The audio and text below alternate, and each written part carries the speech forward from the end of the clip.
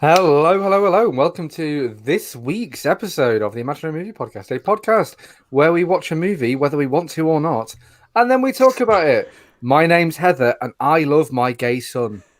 My name's Sam, and dear diary, my teen angst bullshit now has a body count. My name's Joe, and this isn't Star Trek, Muppets, or Lord of the Rings. The fuck am I doing here? Contractually obliged. We got you, Joe. We got you. I completely forgot that we were all going to call ourselves Heather. I thought me doing it first might give you some sort of hint. I'm also wearing green. I'd hoped one of you would be wearing one of the other colours. But again, I noticed the whole Heather thing, but then when Sam introduced himself as Sam, I was like, it's already dead, so where do I go from here? I agree, Joe. Sam is the one who fucked it up. But without further ado, this week we watched the film from 1989 called Heathers, which is a film, all right? It's a film. It's a film. I think it's safe to say I subjected the two of you to this movie. Or rather, I subjected you to it, Sam, and then you subjected Joe to it. Yeah, I did. I browbeat Joe into watching this because Ross, our colleague, isn't here. He's on assignment this week. So really, it's Ross's fault. Is that what we're saying? As he's not here, that seems like the logical solution, Joe. Down the chain of blame, yes, it's Ross's fault. Fuck you, Ross. This is a film that you picked, Dave, and I will say right off the top, I like this movie. It's fine to like or to dislike a movie, but before we get into our proper thoughts, because I feel like yours might be slightly more in depth and visceral, can you give us a brief plot summary, Sam? If you aren't prepared, I can do it. No, I'm good. So at Westboro High, where cliques rule, jocks dominate, and all the popular girls are named Heather, it's going to take a Veronica and a mysterious new kid to give teen angst a body count, as I referenced in my introduction there. This is like the Breakfast Club, but it's all a bit darker, isn't it? That's the it kind feels of like very much like a reaction to the John Hughesy kind of teen movies, like of the earlier 80s. I mean, this is 89, which we said off the top. Like, we are really in, we're getting towards the end of this kind of thing. The shoulder pads, they're out, But this is kind of like we talked, and this movie is a frustrating movie because it's kind of like in a dozen genres, but doesn't really fully commit to any of them. Like, it's, for most of it, it's trying to do like a satire on like your typical like teen high school, especially like Mean Girls is probably the closest like to what this movie is in the beginning, which is coming up, by the way. Yeah. But like it's kind of like a bit of commentary on that, that imaginary American high school, which again, like, who could even know if this exists even remotely? Yeah. We were watching it. The British white guys, we cannot comment on American schools and teenage girls. Yeah, well, no. When we were watching this, Nicola was like, "Do you know anyone? Did you know anyone like this in high school?" I was like, "Nope." It's like, me either. No idea at all. She also called this the worst film we've watched so far. I don't know about that. I am certain we've done worse movies. I will posit the theory that Terminator Salvation is a worse movie than this. Yeah, but she didn't watch that. I didn't subject her to that because I'm not an idiot. So yeah, so this film. So I'm all up for arty bollocks, right? I'm all up for it. I love it. I'm gonna just double down on. Yeah, let's just really express ourselves and think. Like, I'm all up for it, right? However, this movie I think is like, it's at the same time as it being a satire and kind of like aping all of the other movies that come before it. It's also just like not doing that very well, which is what I find so like frustrating about it, is that I like the idea, and the application is where it falls down, and that's where it becomes quite annoying. It's like, when you get a pizza, a half and half pizza you're sharing with somebody, and you really like what's on your half, it's great, but what's on their half is disgusting, and you don't want it to touch your half. This movie is that, but you have to eat the whole thing. I would say it's more one of those store-bought pizzas that you open and you find out that there's none of the toppings on it, and you're just eating dough. The picture on the box is really good, but it's just plain bread, and you're Not for even some reason cheese. eating it. Not even cheese. You look at the cast for this show, for this film, and it's great. It's kind of it's a really like what's the word? This is a cult classic. This movie now, It is, which I'm sure we'll get into later, and certainly like I think the critical response is more in line with my views than you guys is. But again, it's been 30 years. Like it's hard to judge. But this movie is kind of like, it's Winona Ryder starring. Really, really early role for her as an adult, as such. You've got I can never pronounce her name. Shannon Doherty, Go with it. Doherty, whatever. I've heard it both ways. It's a really early role for her, and Christian Slater as well. I think is like the other big name in this. Who is a guy who seems to be doing. He's just mad. Absolutely mad in this movie, and actually, probably in everything I've ever seen him in, he's got this kind of like manic energy about him. Yeah, he's got that look on his face, those eyes. That are just piercing. Brad Pitt went for the role and was told he was too nice. So I can see it. Yeah. We're talking about the cast a little bit. Let's talk about Winona Ryder, because for me, she is the absolute best thing about this film. Like by a long way. I think she is a stunning actress who is like just fucking amazing, absolutely amazing, and able to carry. And she's like 19, I think, when this was made. Younger, I think she was 17, wasn't she?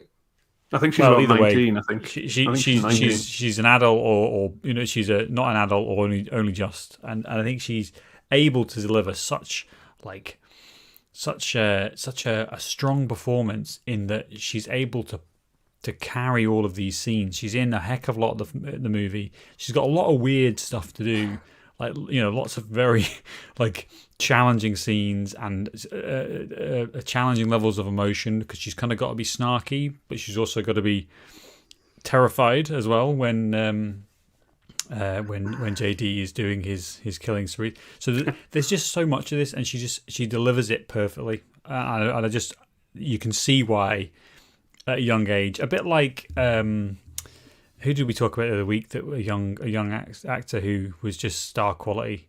I can't remember, but there's just that real like shine on people, and you think, yes, this person is going to go far, and obviously she did. She's a great actress. So no, definitely, yeah. I guess we can talk about the rest of the cast as we go through. I think probably to organise this discussion a little bit, because I'm not sure we've directly said, but like obviously you've said, Sam, that Nicola thought this was the worst thing we've ever seen. Joe, obviously you feel very hard done by having to watch this on a Sunday, and I like this movie, but I don't love this movie, and we'll get more into that later because there's a lot of reasons for it. But to structure our discussion, let's talk about the plot a little bit. So it's kind of like in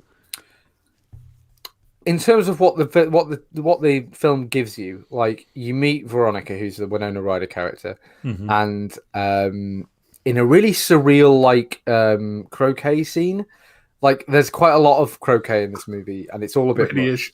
But in this first scene, we see her, and she's buried up to the neck in the lawn, and so immediately it's like, is this real, or is this some like you just don't quite know what's going on? Yeah. Are we also going to mention the amount of like black screen before the thing actually starts? Oh yeah, it's like 45 minutes of like. Is my TV still plugged in? So I pressed play on my Fire Stick, and then it wasn't working. I was like, this is strange.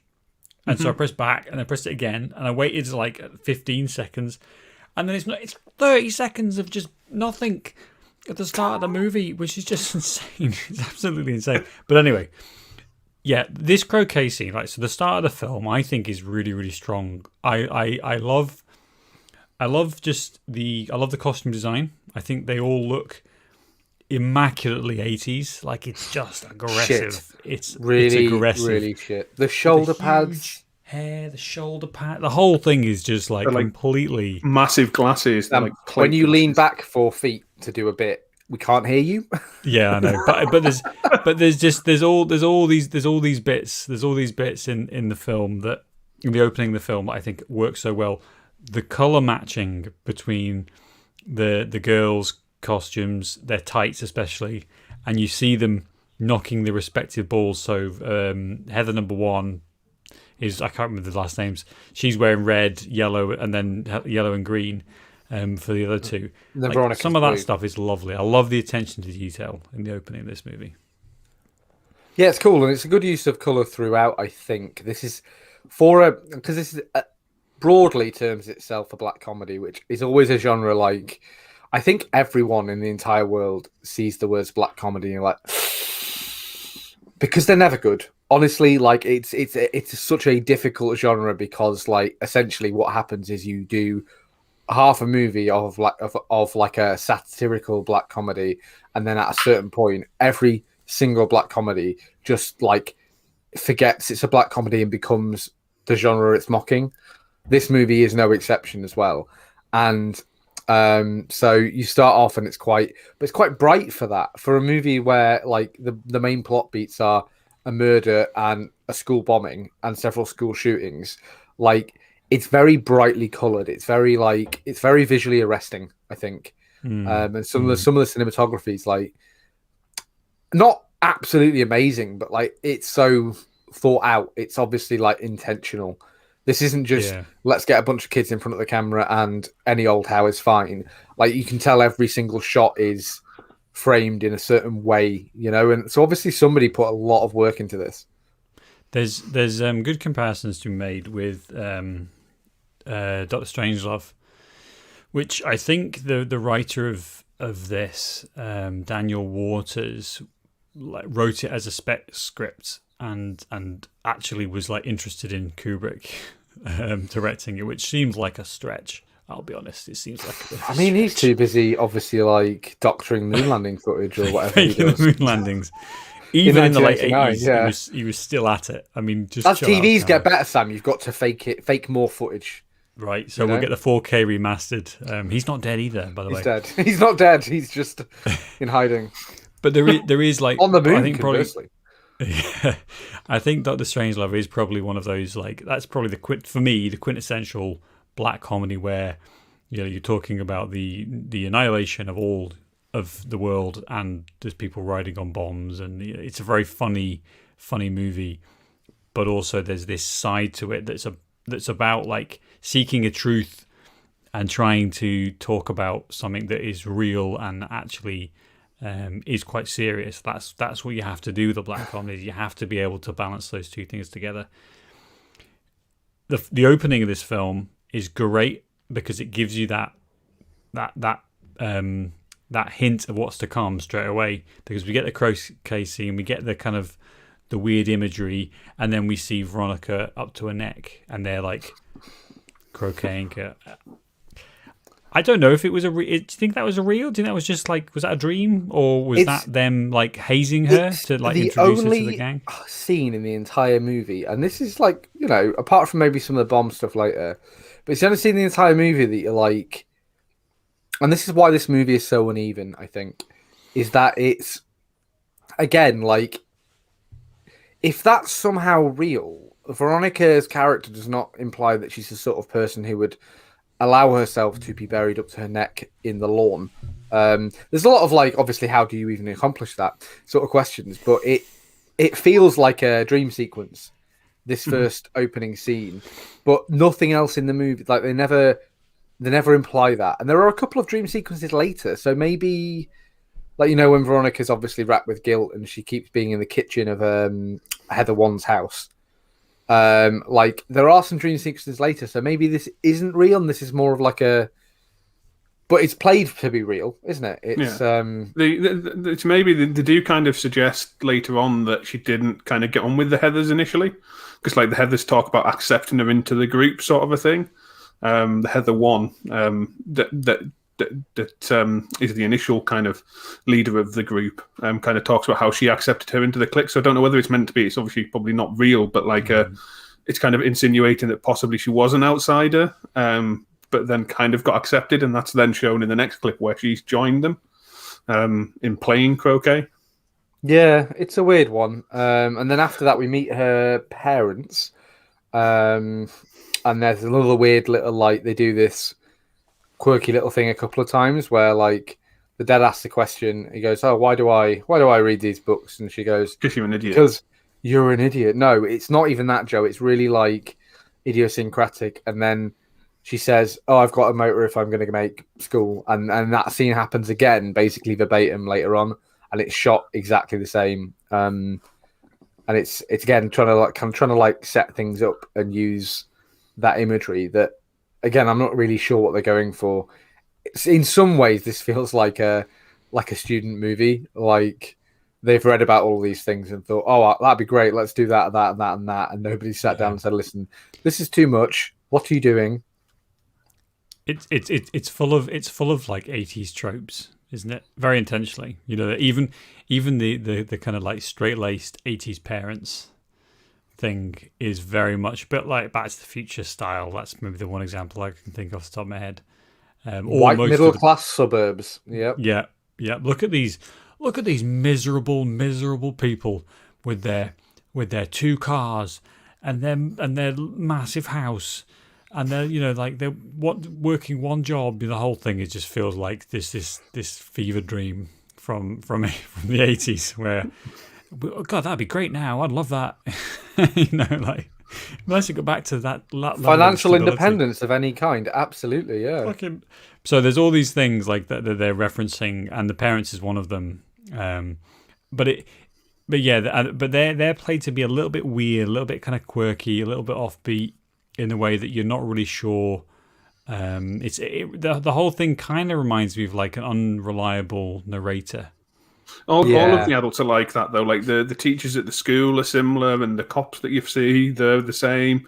They're all a little bit kind of wacky, and so it's like I think the film's easier to understand if you view it through the lens of this 16-year-old girl, Winona Ryder, and I think from there it makes things a little bit easier to get, because you're like, right, so this is her perception of how things are happening, her perception of her parents, her perception of these teachers, and also the kind of her classmates and friends and stuff. So, but there's a good example of just weird tonal things, I think, that we see through the first kind of chunk of the film.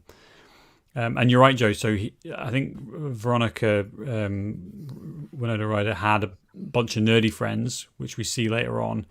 Played by the first one, played by Renee Estevez, by the way, the lesser seen Estevez sister. Yes, of the Estevez Sheens. The Estevez being the lesser seen Sheens. Yes, that's right. Yes. So there's she's obviously there. So there's kind of a thing of like her coming into this new life, and that's fundamentally what the movie's about, isn't it? It's about popularity. It's about how being popular affects. This is the trouble. It kind of is. Yeah.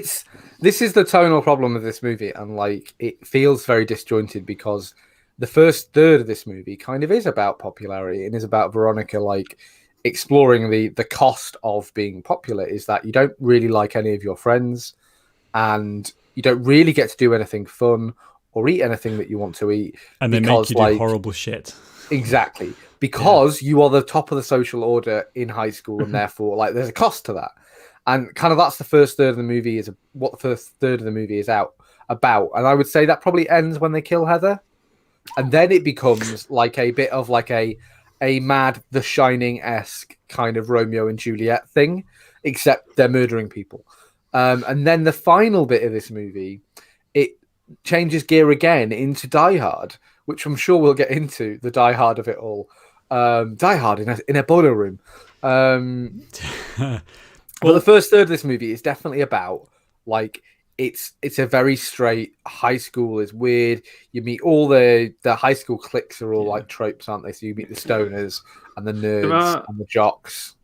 There are kind of signs there, though, because like in that first scene in the high school where they're asking that stupid question of everybody, they ask Christian Slater's character like the question, and then the two jocks come over to try and like put And him then in he his does a place. school shooting. Yeah. Yeah, and then he does a school shooting, but it's fine because he's only using blanks. It's a joke. It's like, yeah, no, I'm pretty sure even in America you'd be kicked out of school for that. Even in the, although to be fair, did this predate like the really bad school shootings? Yeah, like pretty much. I think this predated school shootings being a huge thing in America by about 10 years. Yeah, there is a dark thing of this movie. Like looking back, and you think, Jesus Christ! Like the context now of a kid bringing a gun into school is very, very different than that's not the movie's fault. But there is it did get accused trigger warning, of kind of like. Yeah, it did kind of get accused of making light of suicide and teenage suicide. This is the trouble with the kind of genre, the black comedy genre, is that like, because it's not an outright like, it's not saying anything about all of these things it's showing us. There's no message really here, which is kind of like a real. Can I develop that a bit further? Because I think in terms of, we should carry on the plot, but let's try and identify the themes. Because I think this is the problem for me, is that in when you're writing generally, but certainly in movies, theme is such an important thing. But there's a distinction. And been doing some research about topic. So this film is full of topics, and that is to say, the topic is popularity or violence or whatever else you want to fit into this film. But I think the issue is that it doesn't really have much to say about any of those things. So in the first third of the movie, we get a bit about popularity, and you've said the cost of being popular. That's a theme. So the topic is popularity, and the theme is the cost of being popular. You kind of have to go a little bit further and say why. How does it actually affect the topic itself? So I think I think the opening of the movie is quite good. Like I was kind of curious about all of it up until we get to the point where the first Heather's killed, and then from there, I think the film just loses track of itself. It doesn't really know what it's saying. The thematic elements fall apart because we're kind of left juggling like popularity, murder, which are two very, very different, disparate things, and how it joins them together to create like an overarching theme of the movie. That's what I struggle with. So this first bit works really well for me in terms of introducing the characters, and we get to see Veronica have to like basically again a bit more of a hazing thing of writing a note from the popular jock and giving it to, and this is the movie really, the fat girl who's eating lunch by herself and isn't popular. And basically saying from the popular kid, oh, I love you, I want to be your boyfriend, and that. She goes up and delivers it to him, and it's all very sad and crushing. So that's like the test, isn't it? That's the test for Veronica, as like, welcome to the group, and now you need to be able to prove that you can do that. But straight away, I'm like, okay, well, I don't really like you, Veronica. Like, why would you do that? Like, why would you? We never really understand why she wants to be in with these girls. Number one, she's not. It's because it's kind of like because it's not what the movie's about. Like you said, Sam, it's not the. I've already lost track of topics and themes and things. Topic is popularity. Theme is the cost of personality. Because the theme of the movie is not popularity and the cost of popularity, etc. It's only the theme of maybe this first act. Because that's not the theme of the movie. You don't get to see like Mean Girls is a really good example of this done as a whole. But Mean Girls is a movie about a new girl becoming one of the popular kids and exploring like the benefits and the losses of therein, and that's kind of like in a much more succinct way than this movie does. This movie kind of jumps us in halfway through where Veronica is already in with the popular girls, but like she's still something of an outsider. Yeah. To a certain extent. Sorry, I just really quickly ate a lot of fish and chips, so bear with me. It's kind of like it's struggling to get to the point. But let's advance forward a little bit and let's talk about JD. Number one, Christian Slater's character. Number one, I think throughout the book, one of the Heathers is reading Moby Dick, and apparently it was supposed to be a Catcher in the Rye. So JD is obviously a reference to JD Salinger, and also probably James Dean as well, because I think it's something Dean, isn't it? Jason Dean. Jason. So Dean, there's a whole tropeness of this, of like the bad boy. He's wearing a leather jacket. His hair's He's got a puffed up. motorbike. He has that. He's kind of a loner. He has that look on his doesn't really have any face. friends. Yeah. Yeah, he's the Like, new the kid, whole- and the performance is weird though. Like, because it's we do this a lot, but like quite a lot of movies somehow do this, where like everyone on the cast is at like a 6 out of 10 on the like this is a heightened reality, and all the Heathers and Veronica and everyone else, they're kind of at a 6. Like it's a lot more intense than reality, but it's a lot less intense than The Shining or Clockwork Orange, and JD is kind of he's at a 12. Everyone else is at a 6, and he's at a 12. And that's fine, insofar as like once they get into doing all the murders, basically, like that's maybe a bit more acceptable for him to be really manic. But he is at a 12 from the second we meet him, and there's no scene he's in where he's any less manic or creepy or like lunatic-y than he is in this first scene in the cafeteria. It's funny you mentioned The Shining, though, because Christian Slater said that his performance was heavily inspired by Jack Nicholson. You can kind of see that. So, and I think maybe this is the trouble with younger actors who maybe haven't because I like Christian Slater. I think he's a decent actor. Admittedly, he does this kind of performance a lot, but whether that's typecasting or what, but like he's obviously capable now. But as a teenager, you're like, well, maybe you haven't found your feet yet. And broadly aping Jack Nicholson in The Shining is perhaps like quite an extreme measure to take in a movie. Like one of the more visceral performances in movie history is probably like that's a high bar to just set from the beginning of the movie. I think this is poor direction, is what I think it is. I think somebody he's gone and said, "Oh, I want to be like Jack Nicholson," and then like no one said no. Turn it down about 400%. It's like a puppy that's pissed on the rug, Sam. You hit it with a newspaper and you say no. Yes, I think it's poor direction. I think it's poor direction from Michael Lehman, who also directed, interestingly. So 2 seconds, Joe. He also directed Hudson Hawk. What a fucking! We're doing that at some point. My lord! Total famous box office. Does everyone remember when Bruce Willis wasn't an action star but was a comedy star? That was what he was. He was on that It was TV the same show, time that we insisted on putting Andy McDowell in films to ruin them. against our better judgment, that plank of wood who cannot act. We've learned. Yeah. Go on, Joe. Sorry. I was just going to say, apparently he did write to Jack Nicholson and ask him to watch the film and never got a response. We haven't really got into this. Is a teen movie, and obviously, especially if you're watching the YouTube stream, we are quite far removed from being teenagers. Haggard is the word that gets thrown around a lot. But it's maybe that's part of it. Is like, I think Daniel Waters was relatively young when he wrote this. I think he was in his mid-20s when this was released.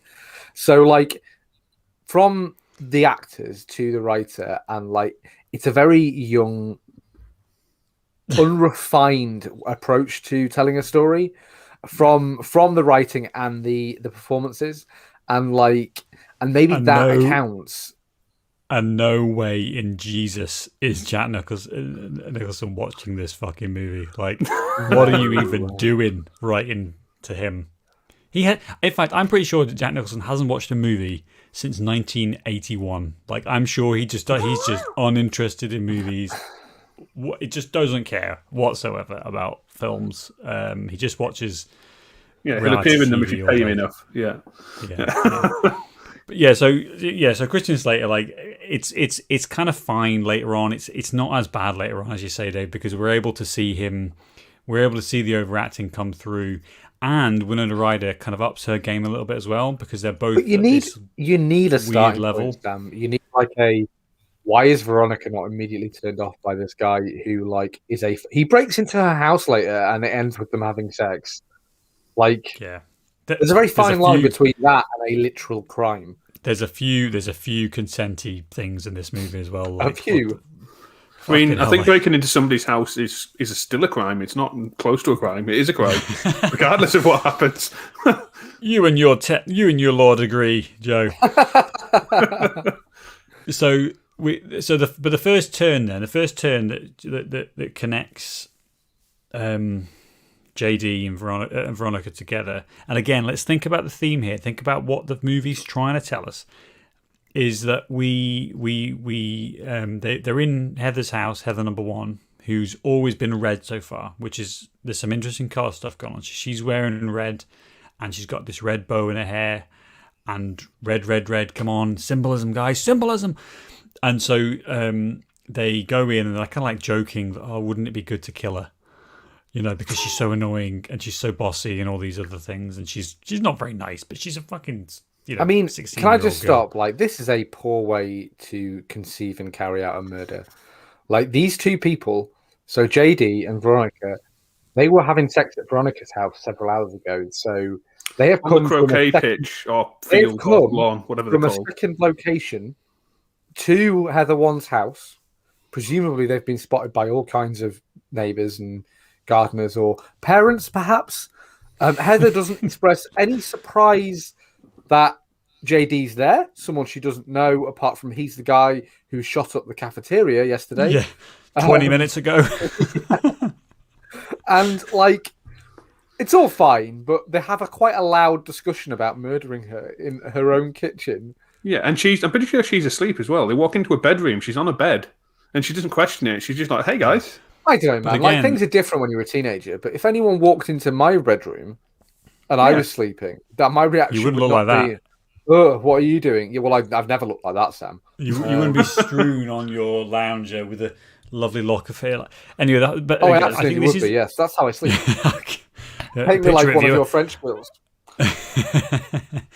You're gonna get us brought off YouTube if you carry that. There's sensual. There's a point. I think, and this is it, when the movie goes from, oh, isn't being a teenager hard, to, okay, we're going to murder people, and this is what I would call the falling asleep into the fever dream. This is the fever dream part. But it happens 1/3 of the way through the movie. This is the problem. Is this sort of term would be fine if then the movie was about this middle section, but it isn't. You have a full third of all of this. Quite a lot has happened. We have the college party, which we haven't mentioned. Like, there's a lot of disparate things happening to then have this turn so late. Yeah. Do you know what I mean? Yeah. Like, if this happened in the first 15 minutes of the movie, there's a movie called Jawbreaker with Rose McGowan that follows a similar trajectory where, like, very early on in the movie, a bunch of girls accidentally kill their friend in some kind of hazing thing. And then the movie is about, like, covering up that murder, which is fine. I'm not going to go to bat for that movie because I haven't seen it in a number of years. But what I'm saying is it's more cohesive in terms of what it's about. Yeah, because there's no real, like, sense of, oh no, they're going to get caught sort of thing. There's no kind of like retribution for what they've done or anything. It's like they killed her by making her drink bleach or whatever, which she does without question. Again, basically just takes his cup down. Doesn't even look at it. If I got a cup of bleach, I think I could A, smell it before I drank it, B, see it before I drank it. Let's do it. F, why are these people in my house? Z, why are they offering me a cup of liquids? Also, I am fairly sure you would need like lab grade arsenic to kill you this fast. Yeah. But also, if somebody was going to like commit suicide, I'm pretty sure drinking bleach wouldn't be that high up on the list. So what's happened? I wouldn't necessarily say that's the problem. It's anyway. But the point for this is where this is the turn of the movie.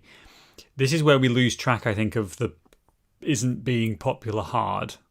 And actually, you could, in defense of the film, say that this is the point where the writer is trying to subvert what you think is coming, because Breakfast Club has been before this. We've got 16 Candles. We've got like a litany of 80s teen movies because Some of all them a not sudden, even made by John Hughes. some of them not. All of a sudden, teenagers have got money, and they're like defined as a thing, and we need to do something for teenagers now. So there's all this clamor in the late 70s and 80s, and I think this film, as we've said, is a reaction to that. So I think it's very intentional for them to bring the movie up to this point as a kind of relatively normal teen thing, and then we see the turn. Because if I was a teenager in 1989 and I'm listening to my Walkman, doing other things that kids in the late 80s did, you'd be like, wow, it's something new, it's something different. It actually is it's like challenging and pushing against the conformity, which all those other movies were like trying to be anti-conformity as well. We've got a new anti-conformity coming from Heathers. So like I didn't hate it at this point. I still thought, interesting. This is an interesting idea. There's cool things going on, and she just drank bleach. That's pretty funny, like. And she dies like with very little. No and ceremony. then we get a bit of a caper, like not much of a caper, because again, like there's no police presence here. Like later on, when they commit the double murder, which there's a lot more to say about. Like the police chase them through the woods, and then he's like, it's fine. There's nothing suspicious about this, guys. No. Yeah, he literally says, "Oh, there's just two kids making out in a car," and then his partner was like, "Is she naked?" That's literally the comment they make. Small town America. Like again, that's playing on the trope that like it's simpler and there aren't crimes, and so something like this would be like, oh well, I guess they killed each other. But this first murder, they kind of so Veronica, JD gets Veronica to write a suicide note, and Veronica does because, like as we established earlier, she's really good at like mimicking somebody else's handwriting. And they leave, DNA evidence everywhere, but I guess we didn't invent forensics until CSI came out in about 2002. So we then have like, this is where I think the movie kind of like goes the furthest towards like what it's trying to get at. And so Heather's dead, and we have some great scenes where the teachers are like, I can't believe she knew this word or this word. And basically the whole the whole school goes into mourning for this girl who they all hated. They all fucking hated. And like, so then it becomes a bit about like death as a teenager, like, confronting mortality, your own mortality when you're, so young, must be odd and it's strained. And Veronica really lashes out against everyone being so upset, despite the fact that she knows that Heather was a bitch who was horrible to everyone and everyone disliked because she was horrible to everyone.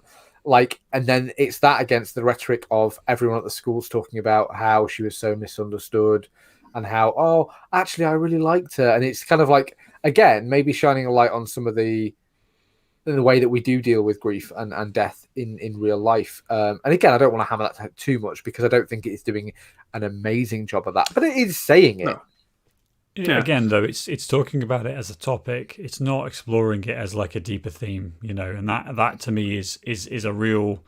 It's a real like, okay, cool. You're just gonna walk past that. We're not gonna go there. It very briefly even mentions the whole kind of like, oh, even the popular kids have problems. You don't know what somebody's like on the surface, sort of thing. Again, it mentions that, and then gone seconds. Not interested anymore.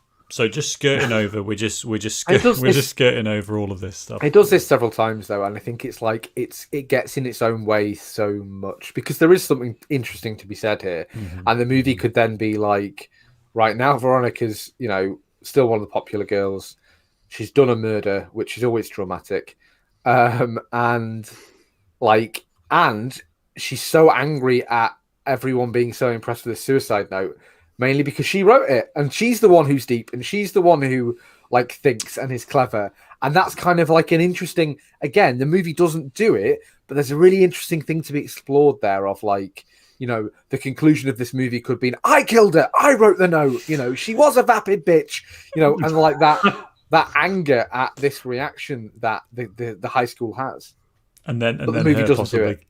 and then her killing herself in a fight like Romeo and Juliet style, as a final act. I have a fix for this movie. We'll save it We'll come to because that. I guess. Well, Go on. Well, let's go to the next suicide. Then we get double suicide, and we get the two jocks. Suicide. Yeah. This is so much more ridiculous. Again, like I want you guys to. You guys are two jocks in high school. Shouldn't be that far from realms possibility, right? Like Joe, We have you're a the captain of the podcast. football team. Sam, you're like also on the football team. If you change football to badminton, I'm not the bad. kicker, if anyone. It's I not think as cool. Joe's some kind of offensive lineman. I'm a kicker. Oh, for There's sure. no other position Yeah. I'd be willing to do. What- Anyway, this isn't the NFL cast. Anyway, this isn't the NFL cast. So they decide they're going to fuck with these. Like Veronica and JD decide they're going to fuck with these two jocks because they see them beating up this nerd and don't intervene, of course. that's not why they do it. They do it because they go on a date, and one of them, she goes on a double date with them, and one of them then starts spreading rumors that he like basically had sex with her. That's right, yeah. yeah. And which is funny in of itself, and like. So they basically, right, so they decide to do that. Like we're going to teach them a lesson. Like Veronica, love, dear child, you and this man just murdered somebody. Maybe have a little break. Maybe explore other friendship/relationship options. Yeah. But whatever. Again, there is, and what's frustrating is like it's intentional. Like all of these things that we're saying, oh come on, like they've just chosen to go down that street because obviously there's the James Dean pull of JD, who is just he's so dreamy and he understands me, and they have sex on the croquet Oh boy, do pitch Lawn, whatever it is. field. It's just I a don't know. lawn. You play croquet on just a lawn. It's just a lawn. Okay. Thanks. Anyway, so the way that they lure them to the woods. Now, here's a pro tip, kids. Don't ever accept an invitation to the woods. Like, if anyone ever wants to take you to the woods For a threesome. for With a a hot threesome girl? with your mate, No. no. You're going to get I'm out. stabbed. You're going to get stabbed. So, just an interesting point on this one, like JD basically tricks her into doing this because he tells her that he has these things called Ich Lüge bullets, and he asks her if she speaks German. So, Ich Lüge in German is actually I lie. So he tells her that they can use these bullets that basically just pierce the skin and then knock them out cold. They're actually fine, so they'll wake up later, but the damage has been done. Magic bullets. Yeah, which she Joe. believes. Joe Yeah. utilizing his German vocabulary to get us some nice, Clever. nice. Or we read it off IMDb. I don't know, but either before way, he tells her what it is, he does say, "Do you speak German?" And she's like, Yeah, "Oh no, I exactly. do Spanish." And he's like, "Right, well, here's a fucking lie, love." But what I really love about this, and it's so 1989, and like they decide that they're going to, and again, Veronica, like, please wake up, sheeple. Yeah. Like JD's like, right, I've got this bag of stuff we're gonna plant. When they're found, everyone will think they're gay, and it's like that's the funniest thing in the world in 1989. So in this bag, there's somebody's like gay. You're a gay porn magazine and a few other things and mineral water, and she's like, which pays off later, but she's like mineral water. He's like, yeah, it's wherever it's Wisconsin, it's Wisconsin. Like, of course, anyone who drinks mineral water is gay. I think it's Ohio, but yeah, the but mineral water thing. When the police find it, he's like, they don't pull out the gay porn magazine. He's like, they read the note and he goes, look, and he pulls out the mineral water. Like that's like, oh yeah, book 'em, Dano, they're gay. What? No, they were. It's a murder. It's a lovers suicide. Yeah, the whole mineral water thing that got me a right good laugh. It got me And of because I course, just think so they do this killing and then they run off because the police are nearby and they hear the shooting and decide to investigate. They run off. The police follow them and they go straight from killing these two guys to like having sex in a car. Basically, we should note that Veronica, like up until the point where they murder somebody, does not realize they're going to murder these guys, yes. or that that she has murdered this guy until the second one's murdered. Yeah, and she's like, "Those guys are dead, aren't they?" Yeah. Yeah, he doesn't look too hot. Yes, he's bleeding from a wound in his throat. Yeah, that's where we get JD as being like this this, he's working at 12. He's working way above everyone else in the movie in terms of just the intensity and the zaniness. And he's just straight up murdering people. Like, he says, I've been at 7 high schools in 7 years or something. And he's obviously just a very troubled person. But he's kind of like outside of the rest of the movie. Do you know what I mean? And this is a good example of where Veronica's at this level, JD is just way up here and completely against the rest of the kind of film, the kind of feel of the movie, which is a bit odd. He's playing to a different rule book. So we have the scene where, again, the policeman's like, right, well, there's been a double murder, but you're having sex, and you're okay. Don't go. Don't give me your names. I don't need a statement. You're off. Bye. They go back to the high school, and another really, really surreal scene where they're smoking, and she gets the cigarette lighter out, and she burns her hand, and JD's like, no, don't burn yourself, and then he lights his cigarette off the burn. Yeah. I don't know if you guys caught that, but it's like, who is directing this? Like, where does that come from? Found that very weird. It was very weird. Yes. Tonally, what the fuck? The whole thing is very. And then we get probably the biggest laugh for me of this entire film. I love my gay son. Is the two guys in the coffins with just huge American football helmets on in the coffins, and that sight gag. And there's quite a few of those funny sight gags. The mineral water one is they kind of come back. This church, Sam, this chapel that the funerals are all in, is from Buffy. You'll recognize it because it's in Buffy loads as well. Oh. Like a really softly lit, loads of stained glass windows, chapel where we have both funerals and then a dream sequence later on as well. Nice. That's good. We get Glenn Shaddix as the priest, who previous movie connection. He was in Demolition Man. I always like him. I think he's really funny.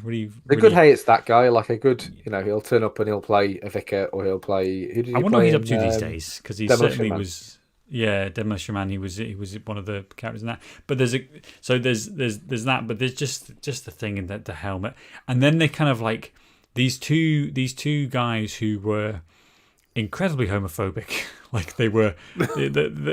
They were completely jocks and just punched. They then become these beacons of anti. Homophobia. Because we haven't mentioned not only because Veronica's written a note saying they were gay and in love and they couldn't admit it, and everybody down to the dads are like my line from the beginning. One of the dads is weeping over the coffin, and he's like, "I love my gay son."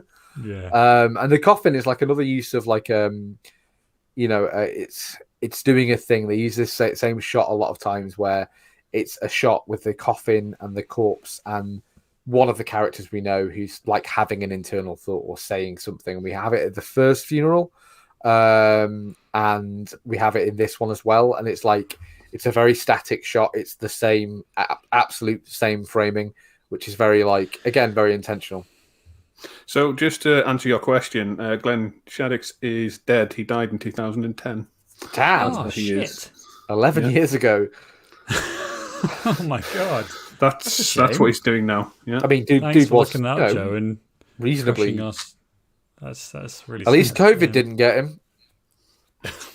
Yes. He didn't happen fell in either. his kitchen apparently. So there we go. Oh, shit, That's why you've not seen him in any films. Yes. Bit of a bomber now, to be honest, Joe. Well, as we know, anyway. Joe, we don't watch anything that's post 1999. Yes. So here we go. We get to the point though where Veronica's starting to become a little bit freaked out by this total fucking lunatic that is JD. She starts finally. Although she just carries took on 3 dating murders. It's fine. She carries on 3 dating murders. him. It's okay.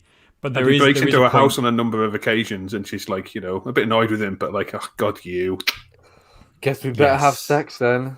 Yes, we also see an attempted suicide by Martha Dunstock, who is the girl that was Heather too. humiliated.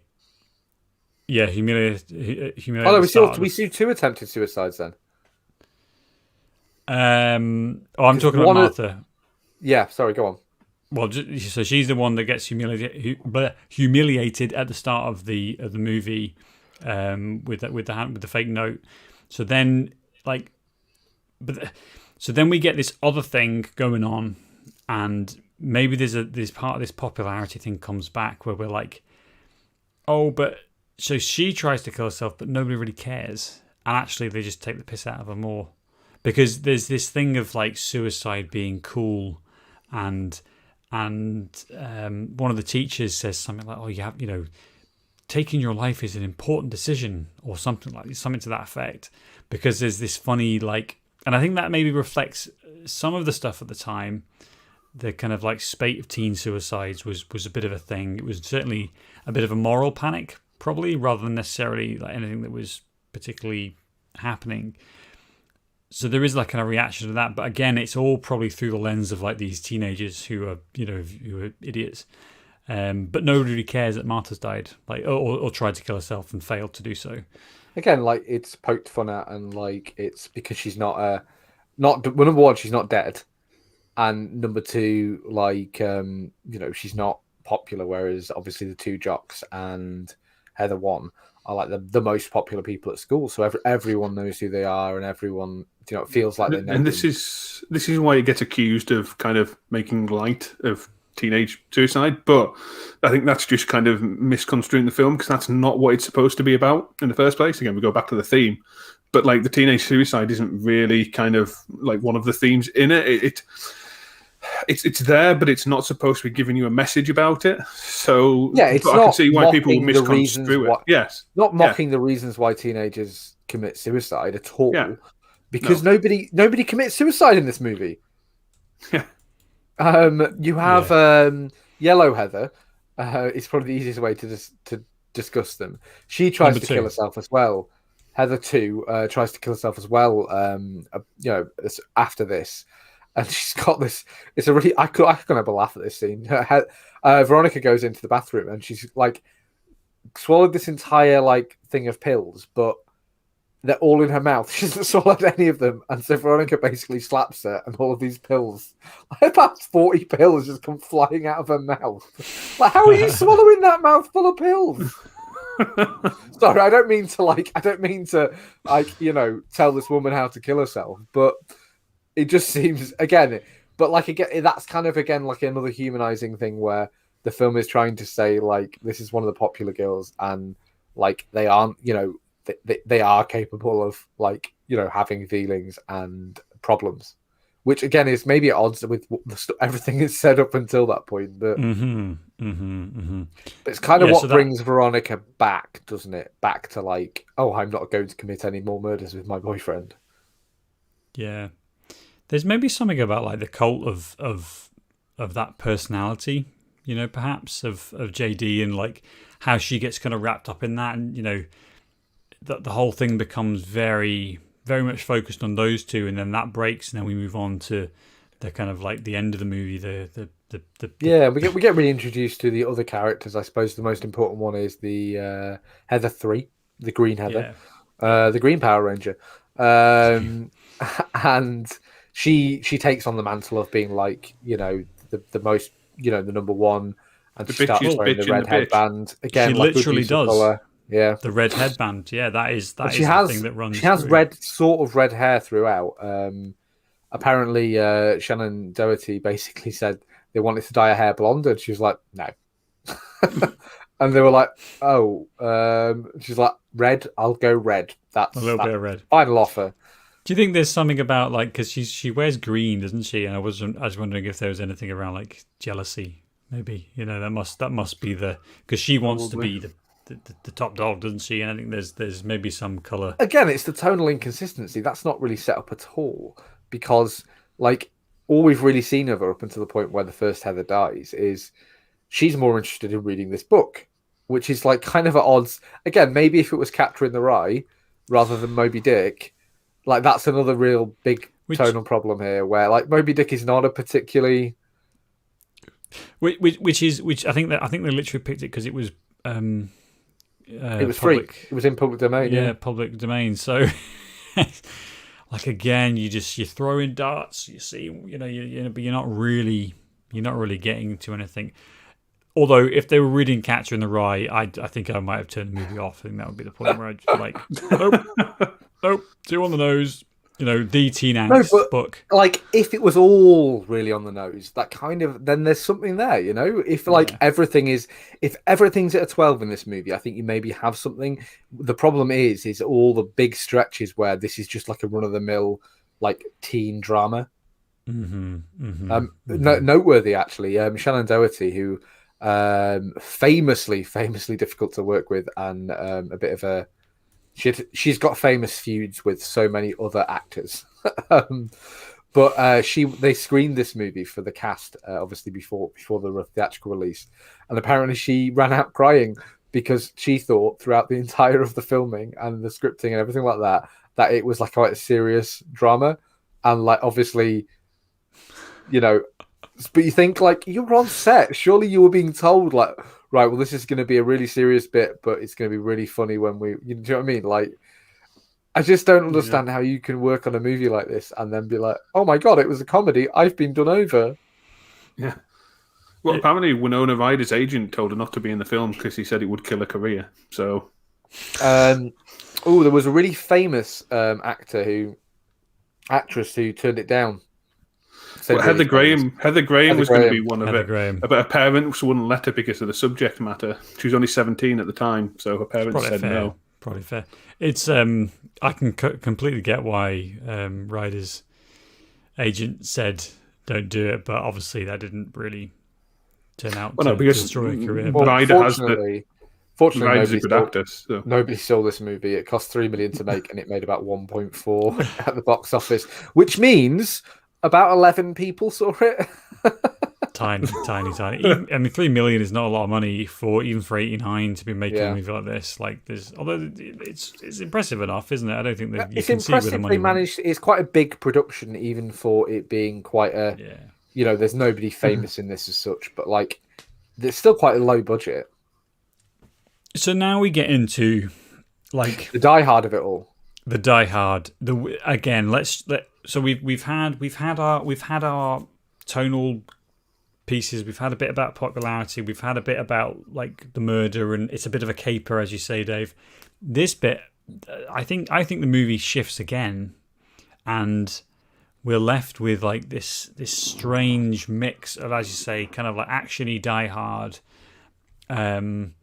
It's quite complicated, I think, as well, because he's sent around this petition about something, but actually it's like a secret note for everyone to kill them. Suicide note. It's a suicide note. But again, like the movie spends a lot of time showing us what he's doing without giving us telling us the reason. Like he basically blackmails the remaining Heather into getting everyone to sign these petitions. But it's kind of a throwaway scene when he reveals why, and like he wants to get Veronica, wants to kill Veronica because she's not, with him anymore, basically, and therefore she's against him. Which there's something there, that could be something. But then, like, again, the movie is not about that, so we kind of have to like get it out of the way. So we have before we have the Die Hard bit, we have the Veronica's fake suicide. This is the third attempted or fake suicide in the movie. Fifth if you include the murders. And she keep up. Who can keep up? So she basically like is cleverer than JD. She knows that he's going to come and kill her, or she surmises. So she kind of like strings herself up so it looks like she's hung herself. Which her mum takes extremely well, by the way. Her mother responds like, I should have let you take that weekend job at the mall. Great. Yep. This is because I wouldn't let you take that part-time job. Yeah, because she pretends she has it around her neck, but actually it's around her stomach, isn't it? So she's not. Yeah. But yeah, again, kind of weird, kind of not really. I don't really see where that fits in, but it's a funny scene in itself. It's interesting. Like there's elements of humor in that, but yeah, it's kind of a weird. Well, my fix for the movie, before we talk about the end, I say fix. Obviously, there's a lot of like work to do, but the biggest thing is, can we take this Die Hard section out? Let's just put that in an action movie where it belongs. I don't really see Winona Ryder like go through the windmill quite so much. And let's have like a real Romeo and Juliet moment. Like, and you would have to go back and write in some scenes where they have like a more of a relationship, you know, a more romantic relationship than they actually have. And JD arrives and she's hanging and he kills himself. He says all the things that he says. He says, I was going to do this, but honestly, like I never really accepted that you wouldn't be doing it with me, etc., etc. You have a real like, and he kills himself. I'm not saying that the movie would be better for this. I'm just saying it would be more cogent. And then she's not dead, and maybe she kills herself too. Maybe everyone kills themselves. You would be, yeah, because I think you get Christian Slater's character would become. He's very assured, isn't he? Throughout all of this, he's very assured. Like he knows what's he's killed before. He's killed before. Yeah, he's killed before, and he's an authority in whatever situation that he's in. And I think we'd get to see him.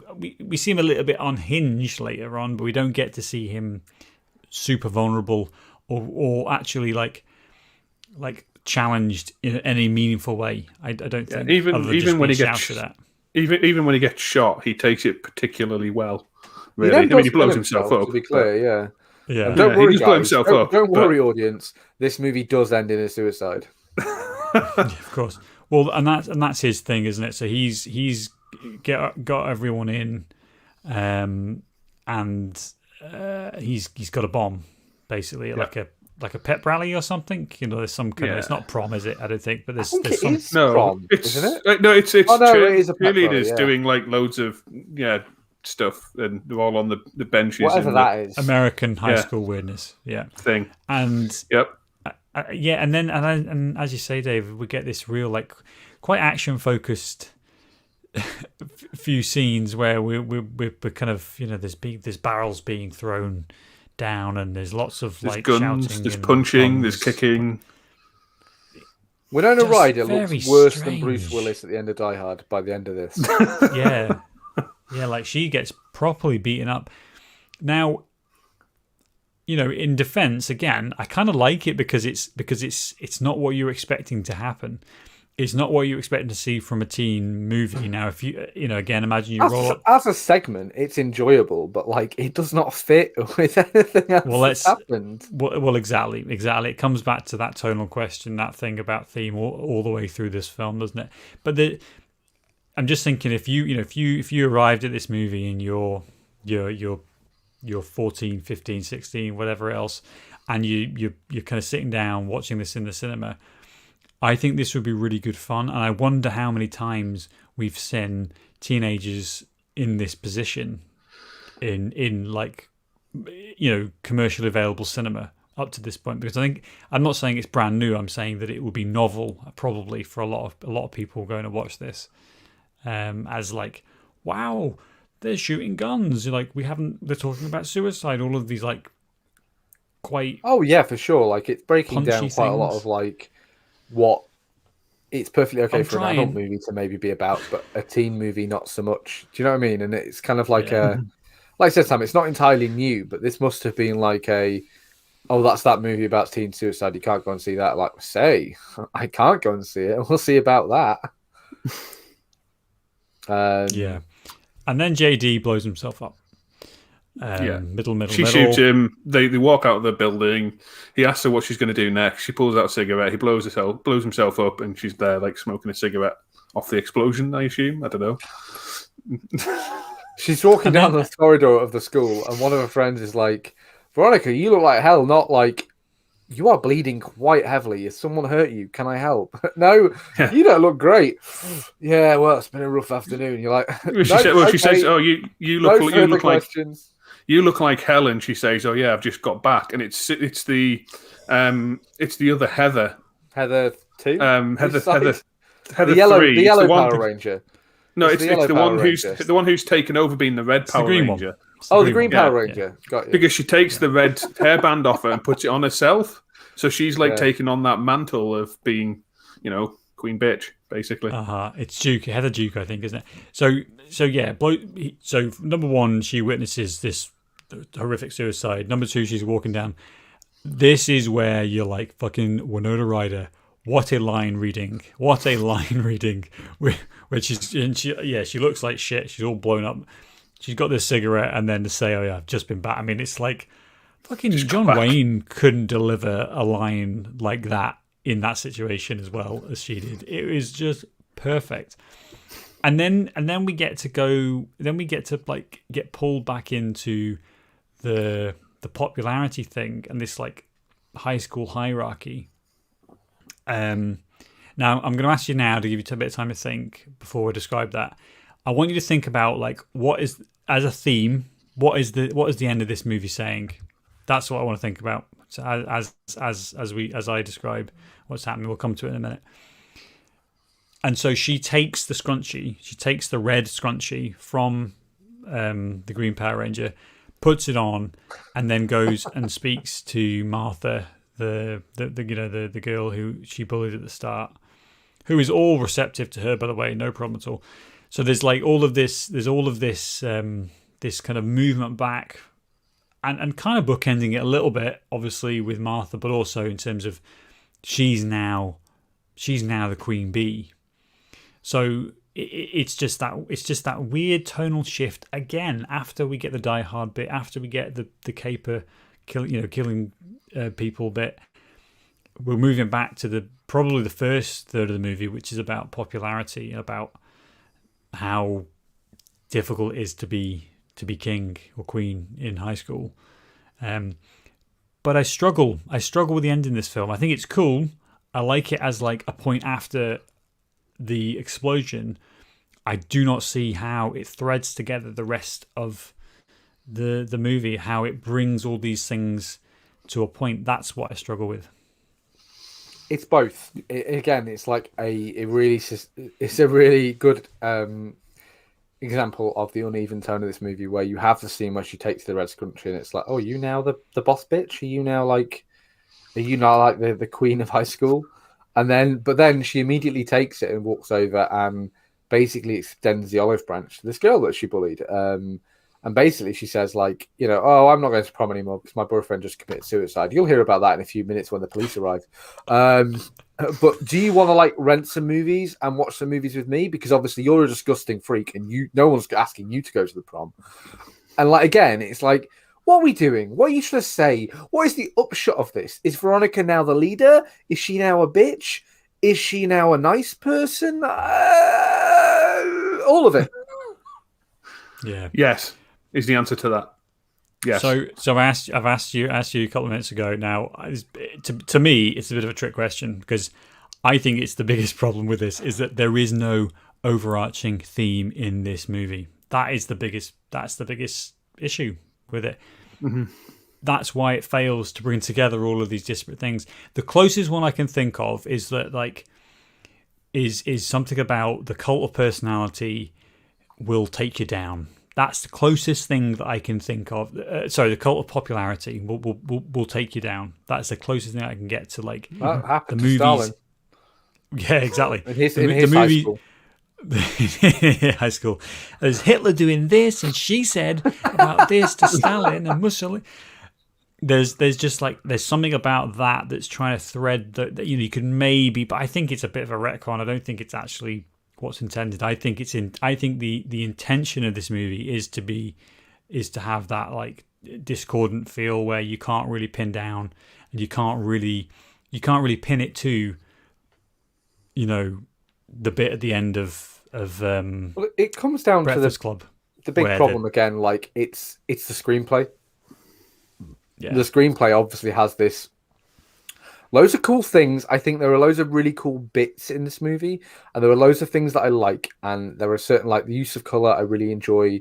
I like some of the black comedy in it. I really like some of the things that aren't actually funny, but they're presented in such a way that they're funny. Do you know what I mean? And kind of like you get a lot of that, and some of the weird dream sequences, and a lot of the JD stuff is too much. But Winona Ryder's very fun. But like ultimately, this movie doesn't have anything to hang its hat on. It's good filmmaking, Like, but not necessarily good storytelling. It's not good screenwriting, and what it is you need to take a look at your main character Veronica. Like, what is her arc from the beginning of the movie to the end of this movie, and honestly, it's like all of these things that happened to her. It's not her discovering something or her learning something, and like it's a teen movie. Somebody's got to learn a lesson, like somebody's got to go to prison at the end of this. Like there has to be some sort of comeuppance or some sort of like lesson to be learned or something achieved, and we're kind of just nothing. Like nothing has happened.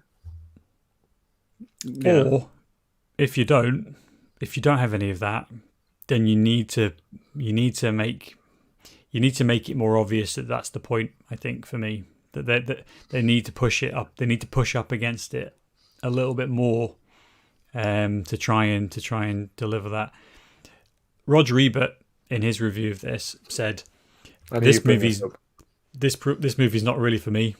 I think he gave it 2.5 stars, and I think that's a good like way of doing it. And I think generally, I think Ebert manages to do that type of thing quite well, where he's obvious, he's very apparent that this isn't a film for him. But I bet if you're a teenager in 1989, you'll fucking love it, and that's where the cult status comes from. And this is the trouble, is that like we're all men in our 30s, and it's. I still kind of like this movie. I saw it a few years ago, but I was definitely in my late 20s when I first watched it. So like not a teen, but like I can really appreciate what the movie was trying to do. And as we discussed before, I think my bar's a lot lower for like, is this a movie a waste of my time? And I kind of love teen stuff from this era, but like asking you two men in your 30s, like Sam, you've got kids of your own, like, oh yeah, this teen movie about like teenagers and popular girls at high school. You're like, oh, in this other country, like, how could you possibly understand any of this? Yeah, and it's a big ask. It's a big ask. Joe, do you want to come in here? Yeah, I mean, the closest thing I can say this one to, and I think I said at the time, it kind of has an almost Tarantino sort of like Twin Peaks type feel to it. I thought you might throw that one at me. Previous episode. Yes, yeah. That's kind of what it has a feel where it's like it's almost about it's not about the actual film itself. It's about kind of the making of the film, and it's how can we use this script and these characters to like make all of these movie things that I want to make? It's a showpiece more than anything else. Artsy, or as we usually say, wanky. Yes, yeah, hipster. I think that's a really good point, Joe, especially on Twin Peaks, because like, and it also goes to it's a Dave movie. This is the type. I feel like I'm defending you. Go on. I'm defending you because I think there is a certain type of film that really connects with you, Dave. This is one of them. It's like, it's a bit weird, a bit esoteric, and kind of like anti like conventional, anti filmmaking in a lot of ways. Something that just takes an idea and twists it and turns it and makes something new. And I think that's great. I'm all up for that. But I think you have to be in it. Yeah, kind of. Yes. But also you kind of have to be in the same. You have to be in the right frequency as whatever the movie is broadcasting. And I think sometimes I'm like it's straight over my head. But then you get a movie that really connects with you, like Brazil, or a Terry Gilliam movie. Totally fucking insane, like totally insane. And yet there's something that I connect with it because I go, all right, I kind of think in that way.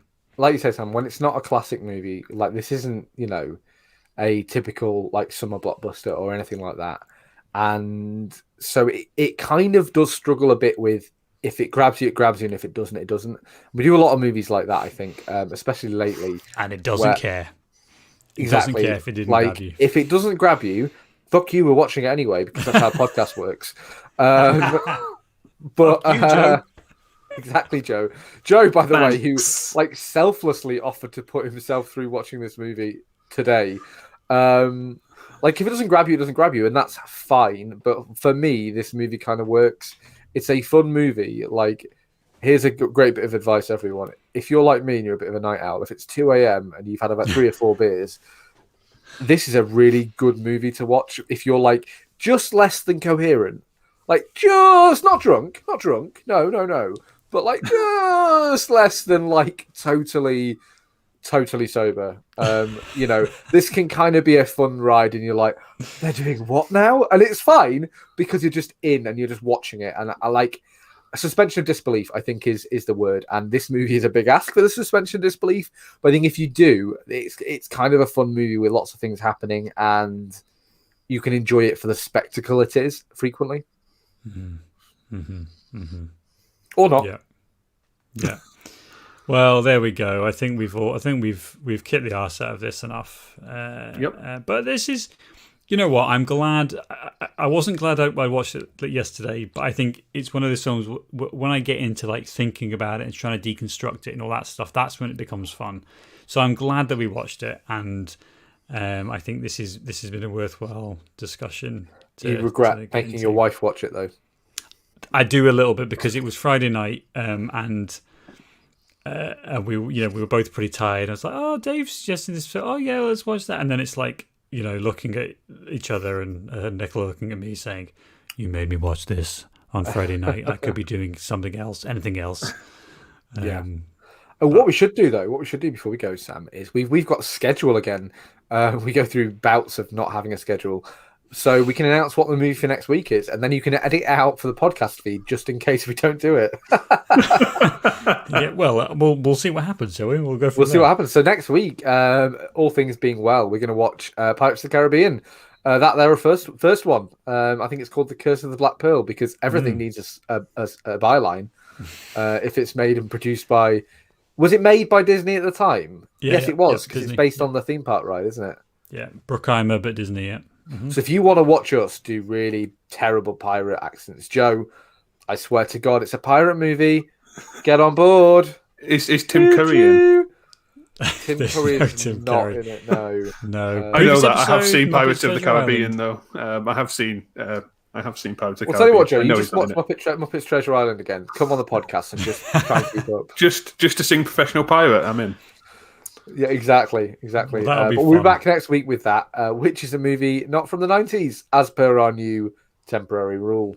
We are trying. Right, guys, this is good, and I'm just gonna aim this directly at Joe. We'll see you next week. See you later. TBC, I may be on assignment. Maybe see you next week. Maybe. Well, hey, we can start recording. Well done, guys. Well done.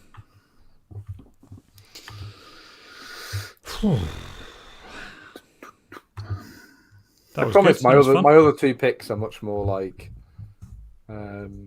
It's good to do a variety. If we just let Ross choose them, we would just do like the same 80s action. What was his first list? Was it like literally? Was it Predator? Rocky, Predator, and Fortress. It's now actually, which is worse, Rocky, Predator, and Top Gun. Like, do you fucking like naked men? Do you like naked men? What did I pick? I can't even remember. Mean Girls, which is completely. I've never seen it. Yeah, have you never seen it? I've never seen it. No, so I thought, I've always wanted to watch it, and it's funny the connection to this one. Tell you what, Sam, what to watch out for when you watch that movie, by the way, it is so much more sexual than this. Yes. Like, it is really like we are sexualizing these girls because it's the 2000s. What was the other two? I can't remember the other two. The Terminal, which is, I think, potentially the worst Tom Hanks film ever made. Which is why I want to do it, because it's terrible. I can't remember what your last pick was. Oh, Let me have a look. Have you got it? Yeah. I will have, yeah. Oh no, you didn't have a pick, Joe, because you're not on there. But I'm Joe. I'm just saying. French Connection. The French Connection. French Connection. Yeah, which I also kind of like we've already done Ronin, so it's kind of the movie that inspired that. We said we wanted to do a film. We wanted to pick different decades, didn't we? I think. Yeah. And Ross just managed to do that because Rocky's from the 70s. 79, I think. Yeah, 79. And I got away with it. Although, did you have two 80s movies then? Oh yeah, Top Gun Bastard. and It's Predator, fine. It's when- too late, but like, I Well, really, you said no, but you said like either different thing or a different genre. I mean, I don't know. what do we say? What do we say? Rocky's technically a sports movie. Predator's technically a sci-fi movie, and Top Gun's technically a military movie. Like technically volleyball, It's a thin line. sports. No, they're all action movies. They're all like really mainstream, well-known Man action needs movies. to. I think in Retribution, we should alter our picks to be something like. To be fair, he did 1950s watch. I Voyage can only, Home last I week. can only, I can Polish only art sneak movies. in. I can only sneak in so many like straight to Sundance artsy movies, like before you guys vote me off the podcast. Like High Rise, we're already listen, just past that, and we watched this. Like I only get a couple Well- of them a year. I'm more receptive than Ross is, right? Joe's here Ross on a would've temporary basis. Hated this. But I'm thinking that you've still got one left, because I think if Ross hasn't seen it, I'm all up. I don't enjoy watching them generally, but I can kind of get into it from a nerdy point of view. What Ross really is just good, not- really good watch would be, I think, is Blue Velvet, which is the creepiest David Lynch property. It's so fucking weird, and I love it. But I don't think it's enjoyable. I enjoy it, but Ross would hate it. It's who was the bad guy from Speed? The actor.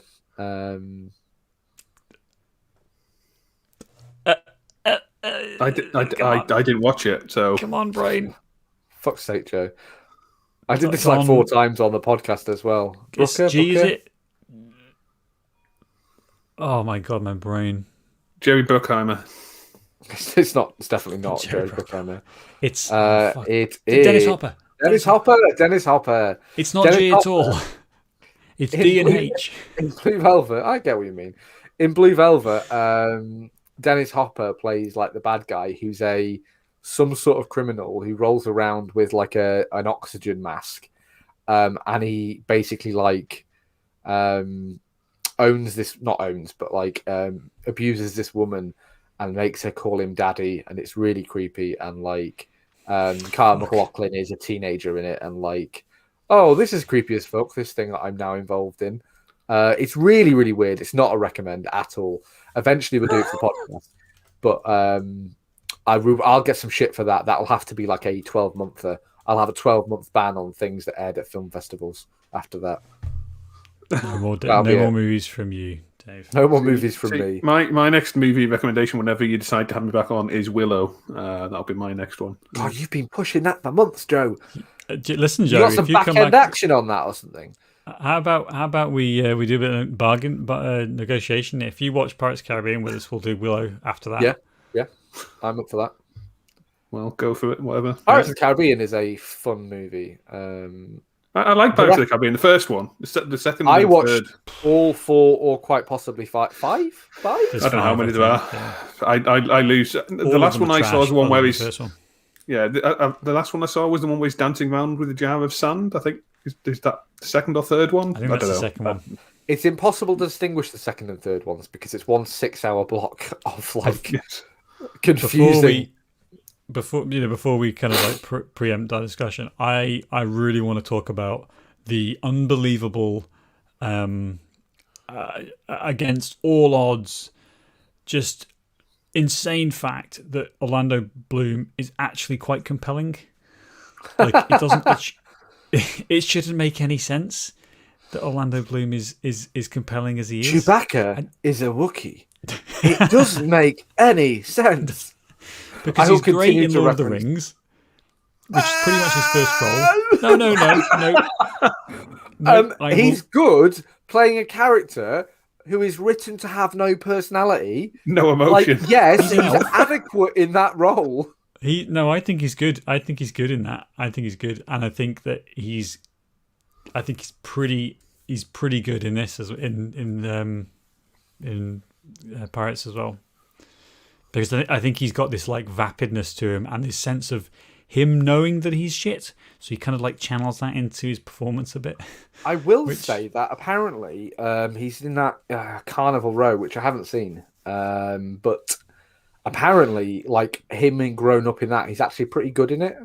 That's the one with that Carla Lavinia or whatever. Learn how to act. Is it Acting lessons. That's the one with that Carla Lavinia, whatever she's called, Joe, isn't it? I literally know nothing about it other than I have heard probably from another podcast that he's pretty good in it. Final recommend, because this is the after show shit show. We should just change the name. Flight Attendant was pretty fun. I think you'd like it, Sam. Flight Attendant. Is it a movie? Oh, Now TV. It's a series. It's a series with that Kaylee Cuoco or whatever she's called in it. Cuoco. How many episodes? Coco. I think it's 8. I've only watched the first one, but it's 8 episodes. I think about 40 minutes. It's just come out. It's fairly new. It's got real Catch Me If You Can vibes. It's quite funny. But it's a murder mystery. I'm not saying watch it. I'm saying I watched it last night when I absolutely should have sat and watched an episode of Voyager or The Sopranos, and I was like, no. I'll watch something I haven't watched and drink these beers, and I enjoyed myself. Nice. We were saying before, in a couple of weeks, we'd maybe do another random track.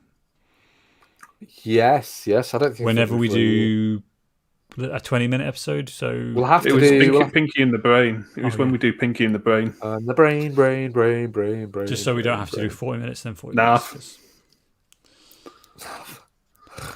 Right, let's get the fuck out of here, man. Let's end it. Places to be. Kill it. Thanks for watching. If you're watching this, we appreciate it. We're a podcast. Look us up on Who are you? Apple Podcasts, Spotify, Imaginary Movie Podcast, where you get a more succinct version of what you just watched. A week later, there's no benefit at all. Basically, all of this last 10 minutes, Sam edits that right out. Just cuts it from the bone. It's down to about 4 seconds an episode of actual worthwhile content, I think. But if that's your thing, if you've got comments, if you would like us to start doing 90s movies again, let us know, because I can arrange that. We do have a because we also want to start doing 90s movies again. That's the reason. We will immediately as soon as we're allowed. We do have a comment here actually. Who I think it's my dad. I'm pretty sure it's my dad. He says Final Frontier, which I think he's trying to prompt us to talk about that movie. God, no. Oh, God. Andy, I'm sorry. I like you, but no. Just of all the Star Trek films, not that one. I think we should. I think I might pick it in the next roundup just because of how poor it is. I think if we're going to do a bad Star Trek movie, we should do one of the bad TNG ones. Oh, there are no bad TNG ones. Can I just point out that Ross will just go absolutely mental over Final Frontier? Ross has seen First Contact and Nemesis. Not First Contact, Nemesis and what's the other one with the Borg Queen? Yeah. There's two good TNG films. Contact. There's 2 bad ones. No, First Contact's good. It's the good one. No. I can't remember. First I confuse them all. Contact. What's the one with the village? Good. Generations. Right. That's one with it's Kirk in it or something. Anyway, there's Generations and First Contact are good. Nemesis and 10 imaginary Gryffindor points for whoever knows what the other one's called. Joe, Google it. Why aren't you Googling it right now? I can't talk forever. Nemesis, First Contact, Generations. Don't Google it. We'll get it. This is great TV. This is amazing YouTubing. It says it right there, Dave. It says after show shit show. So. We really have buried the lead there, yeah. I've got it here. Right, one last go. Generations, First Contact, Nemesis. No, I haven't got it. It's 2 words. Is it 2 words, Joe? Insurrection. Insurrection. I think it's the worst one. I don't know. It's between that and Nemesis. Did you say it? Did you say it to find out? No. Did I? Joe said it then. Yeah. Joe said Insurrection. Right. Okay. And then you said Insurrection at the same Final time. Frontier. Final Frontier is by far the worst Star Trek film. By far. Yeah. Oh yeah. Yeah. Hello, and welcome to us trying to remember Star Trek movies. Watch three guys who look broadly the same talk about whether they can remember the name from all 4 Next Generation movies. Spoiler: they fucking can't. Just a I only watched again. them a couple of months back. That's the worst thing. I know. They all just kind Just of a reminder again. He's bastards. I think says my dad. He's just put it in the thing there. We'll get there. We'll get there. Subscribe to our Patreon. Changed my mind. Yeah, $100 a month tier. I think would be the. We'll watch the Final Frontier once. Right. I'm so sure, well, let's I'm end not it sure there. that's worth it even there. No, let's end it there. Again, we are a podcast. We do have lots and lots of episodes, more than 100 episodes in our back catalogue. So The check podcast it has out. the added benefit. You don't have to look at us. No, there we go. Pretty There's so many sweet benefits. Deal. Right. Thanks, guys, and thanks for watching, everyone. We'll see you next week.